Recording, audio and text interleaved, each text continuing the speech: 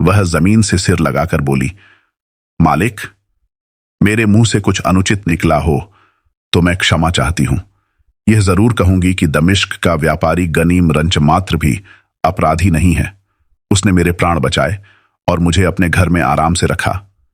पहले वह मुझे देखकर मेरी ओर आकृष्ट हुआ था, किंतु जब उसे मालूम हुआ कि मैं आपकी सेवा में हूं तो उसका रवैया बिल्कुल बदल गया।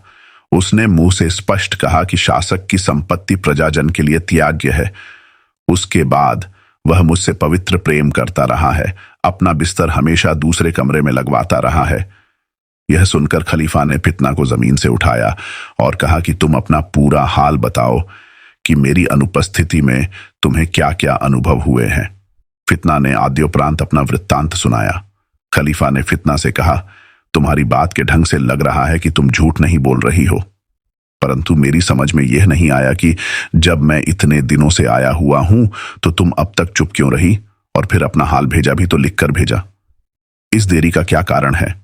फितना बोली, सरकार, इसका कारण यह है कि 1 महीने से अधिक हुआ गनीम अपना तमाम माल असबाब मेरे सुपुर्द करके बाहर चला गया। इस बीच मेरी किसी आदमी से बात ही नहीं हुई जो आपके आगमन का समाचार देता। बहुत दिनों में अपनी दासी द्वारा आपका समाचार झात हुआ तो फौरन ही मैंने पत्र भेजा। खलीफा ने कहा, अब मुझे वास्तव में यह महसूस हो रहा है कि मैंने गनीम और उसकी मां और बहन के साथ घोर अन्याय किया है। मैं चाहता हूं कि इस अन्याय का निराकरण करने के लिए उसका कुछ उपकार करूं। तुम्हारे विचार से मुझे इस दशा में कार्य करने के लिए क्या करना चाहिए? फितना ने मन ही मन ईश्वर को धन्यवाद दिया कि खलीफा का क्रोध दूर हो गया है और वह दया दर्शाना चाहता है। उसने सिर झुकाकर कहा, आप यह मुनादी करवा दीजिए कि गनीम का अपराध क्षमा किया गया। वह यह मुनादी सुनेगा तो वापस आ जाएगा। खलीफा ने कहा, ठीक है, मैं ऐसी ही घोषणा करवाए देता हूं। उसका जो नुकसान हुआ है उससे दुगुना उसे दे दूंगा, और जब वह आएगा तो तुम्हारा विवाह भी उसके साथ कर दूंगा। खलीफा ने यह घोषणा तो करवा दी, किंतु उसका कोई फल नहीं हुआ। न गनीम आया, न किसी और ने उसका समाचार दिया। इस पर फितना ने खलीफा से कहा कि आप अनुमति दें तो मैं स्वयं गनीम को खोजने निकलूं।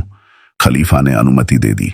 फितना दूसरे दिन सवेरे ही एक तोड़ा अशरफियों का लेकर निकली।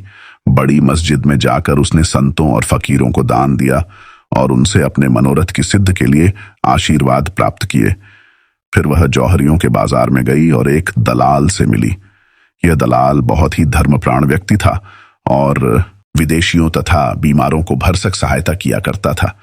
इसीलिए कई धनवान व्यक्ति उसके पास पुण्यार्जन के निमित्त धन भेजा करते थे, और जिस दीन दुखी को सहायता चाहिए होती थी वह उसके पास आया करता था। फितना ने उसे अशरफियों की थैली देकर कहा कि इस धन को भी दीन दुखियों के काम में लगा देना।